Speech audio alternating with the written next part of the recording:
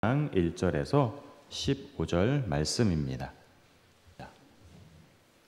내가 또 눈을 들어 본즉 네 병거가 두 산 사이에서 나오는데 그 산은 구리산이더라.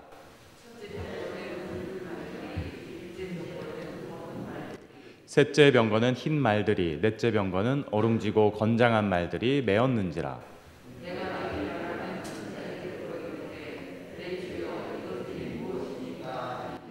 천사가 대답하여 이르되 이는 하늘의 내 바람인데 온 세상의 주 앞에 서 있다가 나가는 것이라 하더라.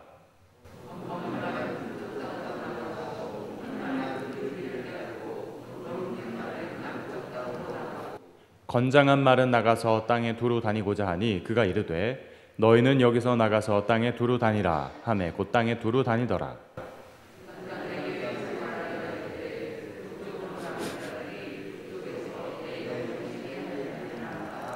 여호와의 말씀이 내게 임하여 이르시되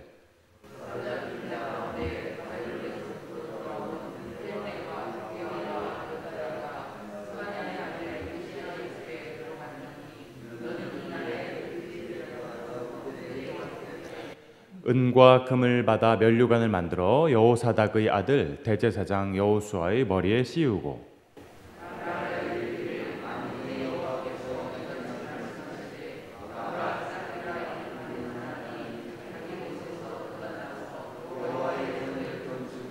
그가 여호와의 전을 건축하고 영광도 얻고 그 자리에 앉아서 다스릴 것이요 또 제사장이 자기 자리에 있으리니 이 둘 사이에 평화의 의논이 있으리라 하셨다 하고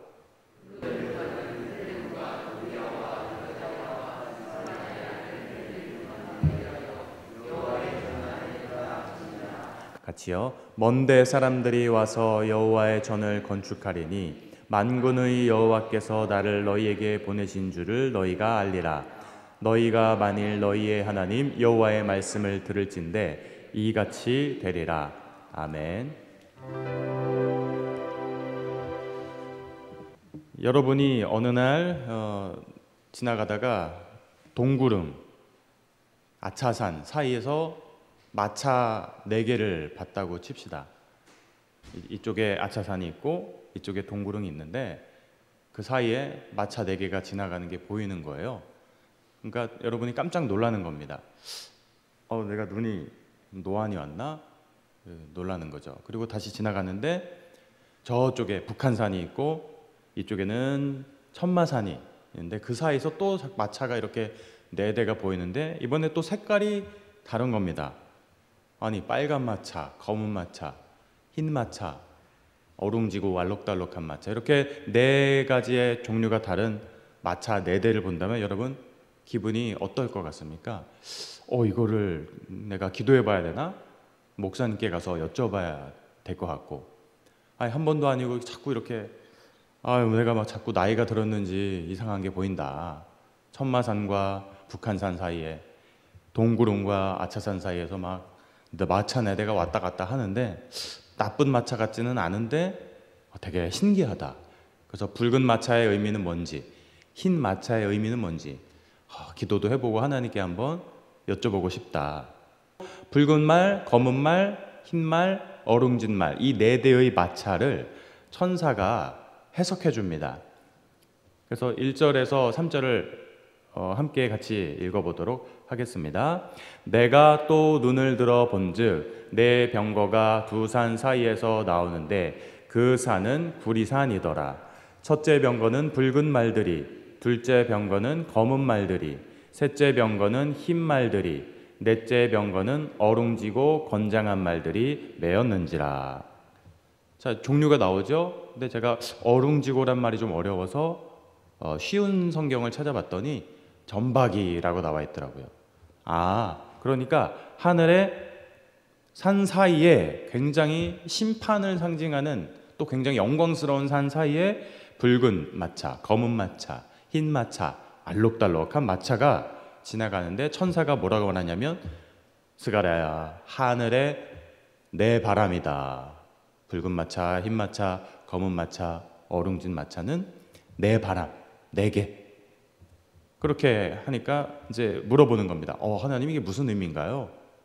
4절 후반부에서 5절에 보면 이렇게 기록되어 있습니다. 내 주여 이것들이 무엇이니까 하니 천사가 대답하여 이르되 이는 하늘의 내 바람인데 온 세상의 주 앞에 서 있다가 나가는 것이라 하더라. 하나님, 네 가지 종류의 마차를 봤습니다. 이거는 내 바람이다. 하나님 앞에 서 있다가 주 앞에 서 있다가 나가는 거다. 근데 네 종류의 말이 각기 다른 방향으로 지금 갑니다. 하나님, 근데 왜 마차가 한 방향으로 안 가고 동서남북 다른 방향으로 가죠? 그랬더니 이것은 순찰차니라. 예? 경찰차라고요? 경찰차면은 어디를 순찰하러 간다는 얘긴데, 제가 새벽에 운전을 하고 이렇게 교회 옆에 CU 편의점 주차장으로 진입하는데 저쪽에서 내비게이션 따라 오는데 안골로를 지나 세무서 사거리를 지나 쭉 내려오는데 그쪽에 호프집이 많더라고요.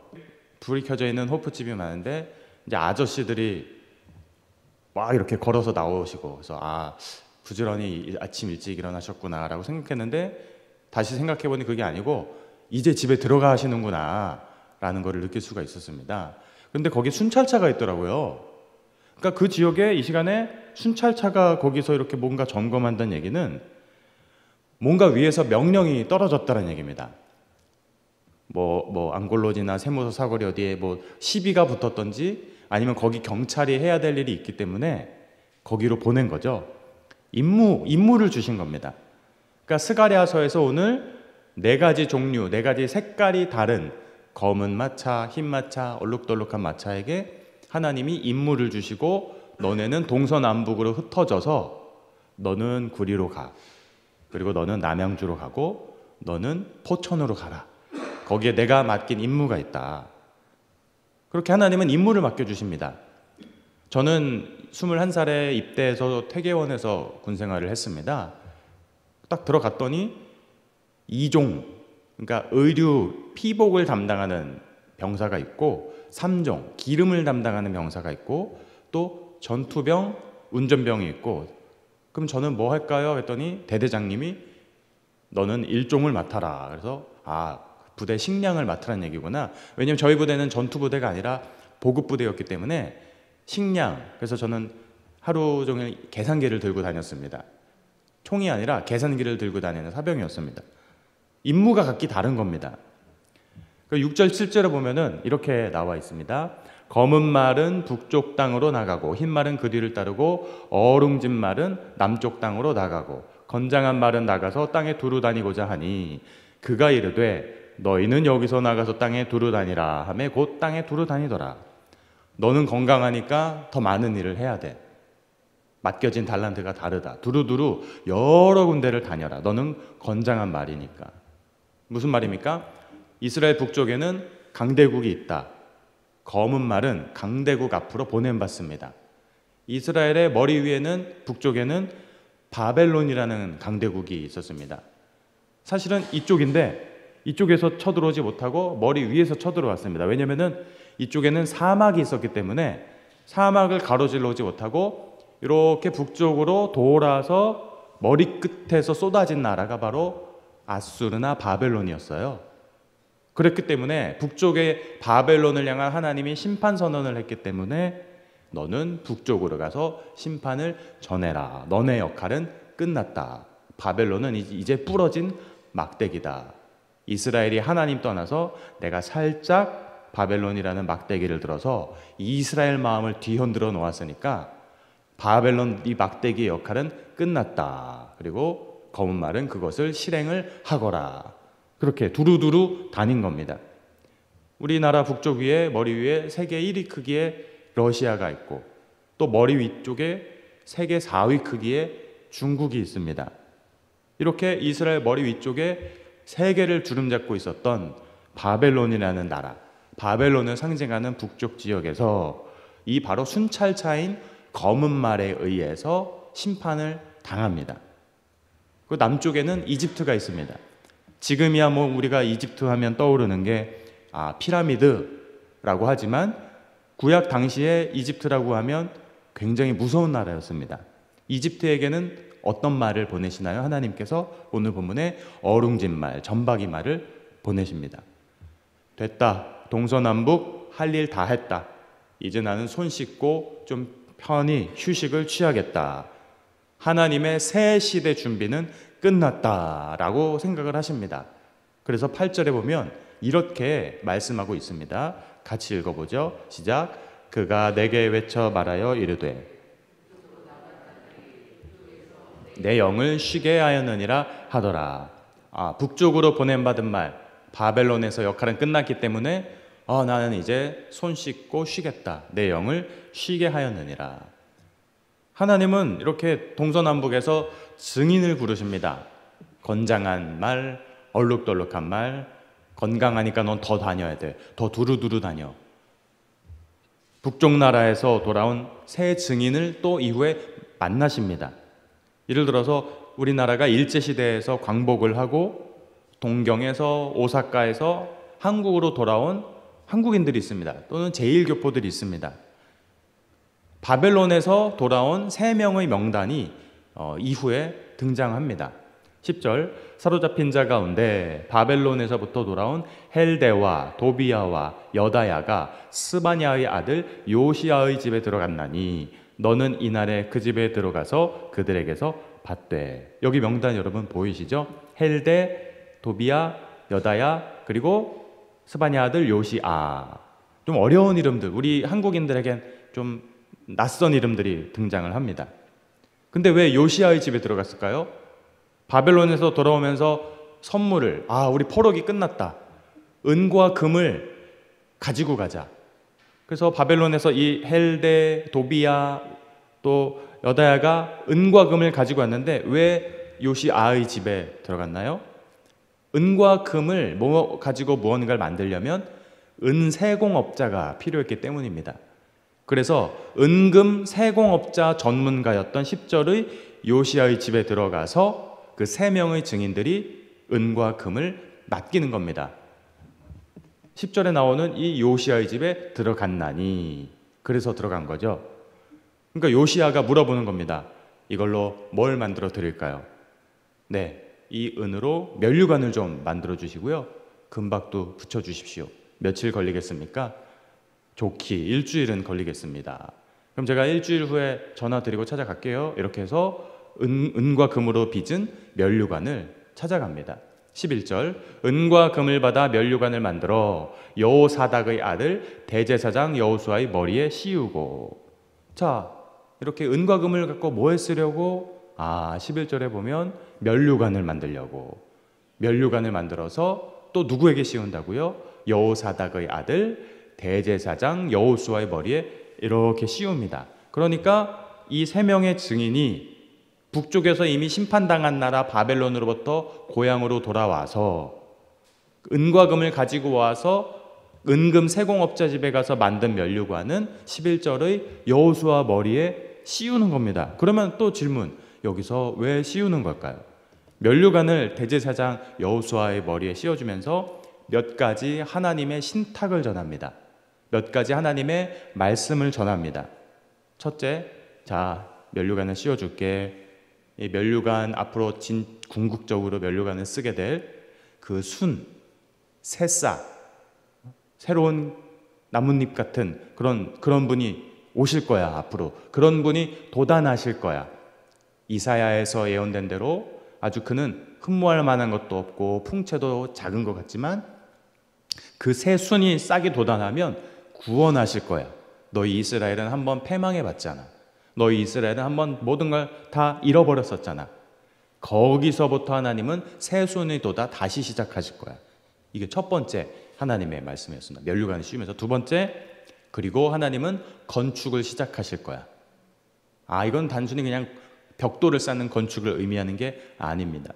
좀 살펴보도록 하겠습니다. 12절 말하여 이르기를 만군의 여호와께서 이같이 말씀하시되 보라, 싹이라 이름하는 사람이 자기 곳에서 돋아나서 여호와의 전을 건축하리라. 네, 12절에 이렇게 증거하시는 대로 싹이라, 순이라 이름하는 분, 그 당시에는 아마 이게 예수 그리스도다라고 예측하지는 못했을 것 같아요. 왜냐하면 예수님이 태어나기 아주 오래전 선지서이기 때문에.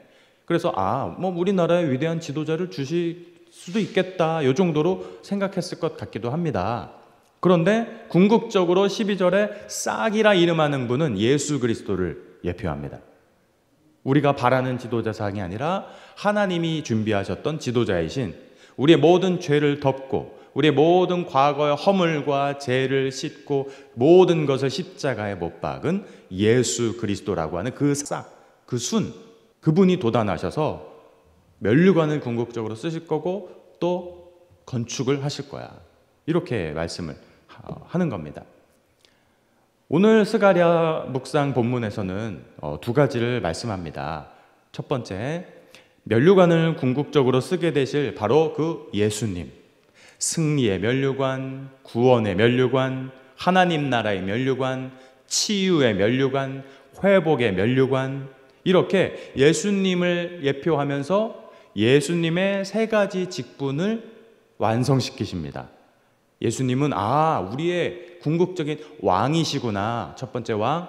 그리고 예수님은 대제사장 여호수아가 진짜 대제사장이 아니라 우리의 궁극적인 제사장 되시는구나. 하나님과 깨어진 인간 사이를 연결해 주시고 중보해 주시는 제사장 되시는구나, 두 번째 직분. 그 다음에 마지막으로 우리에게 말씀을 전해 주시는 선지자 직분을 갖고 계시는구나. 이렇게 해서 면류관 쓰신 예수님은 우리의 왕이시며 제사장이시며 선지자시며 이렇게 세 가지 직분을 완성시킬 것입니다. 그게 바로 싹입니다. 그게 바로 순입니다. 다른 이가 아니에요. 자꾸 다른 데서 찾습니다. 우리는 싹을. 이쪽 가면 싹이 있을 거야. 여러분, 다른 데서 싹을 찾지 마시고 오직 예수 그리스도 말씀 안에서 싹을 찾으시기 바랍니다. 그리고 예수 그리스도는 새로운 시대를 준비하시는데 그 새로운 시대를 준비할 때 그 중심에 바로 십자가 사건이 있습니다. 바벨론 왕이 바로 이 면류관을 탐냅니다. 내가 면류관 쓸 거야. 내가 왕 되고 싶어. 내가 다 주도하고 싶어. 그런데 오늘 본문에 나오잖아요. 검은 마라, 바벨론 땅으로 가서 심판을 전해라. 너네 역할은 부러졌다. 끝났다. 너네는 왕이 아니다. 또 아수르가 막 나섭니다. 우리가 왕이 될래요. 아수르야, 너네도 왕이 아니다. 왕은 오직 한 분뿐이다. 그랬더니 또 이집트가 자기가 왕이 되겠다고 합니다. 내가 진짜 이스라엘의 남편입니다. 내가 정말 남편 역할을 할 수 있습니다. 너도 진짜 남편이 아니다. 왜 그렇게 가짜 남편, 유사 남편을 향해서 하나님처럼 만들어 달라고 조르고 요구하고, 진짜 하나님, 진짜 남편 오직 주님뿐이시다. 이렇게 말씀하십니다. 그래서 우리는 면류관 가지고 그 앞에 들이세라고 할 때 그분은 바로 다른 남편이 아니요 예수 그리스도 한 분뿐임을 기억해야 됩니다. 두 번째, 오늘 더불어서 말씀하시는 것은 바로 성전 건축입니다. 성전 건축이라 함은 제가 조금 전에 말씀드린 것처럼 벽돌을 쌓는, 돌을 쌓는 건축이 아닙니다. 진정한 의미에서는 바로 여러분 자신의 예배의 회복과 여러분 자신이 바로 세워지는 그 건축을 의미하는 겁니다. 13절에 보면 이렇게 나와 있습니다. 그가 여호와의 전을 건축하고 영광도 얻고 그 자리에 앉아서 다스릴 것이요 또 제사장이 자기 자리에 있으리니 이 둘 사이에 평화의 의논이 있으리라 하셨다 하고, 면류관 쓰시고 주님이 면류관 쓰시고 궁극적으로 쓰시고 우리의 싹이 되신다, 순이 되신다. 두 번째, 건축할 거다. 근데 우리가 오해하면은 내가 어디 집을 지으라는 얘기인가 보다. 근데 정말 이것도 중요하지만 더 중요한 의미는 바로 고린도전서 3장 16절에서 말씀하신 너희는 너희가 하나님의 성전인 것과 하나님의 성령이 너희 안에 계시는 것을 알지 못하느냐. 성전 건축을 바로 신약에서 재정의하신 겁니다. 이렇게 오늘 6장은 정리가 됩니다. 내 바람을 일으키십니다. 순찰차를 보내 교통정리하십니다. 야, 세무서 사거리에 싸움 났다. 검은 말 가서 심판해라. 야, 저기 동쪽에 저기 인창동 가니까 사람이 지나가다가 넘어져 있다. 거기 가서 어롱진말이 좀 가봐라. 하나님, 북쪽에 방해자가 나타났습니다. 남쪽에 회방꾼이 나타났습니다. 정리해라.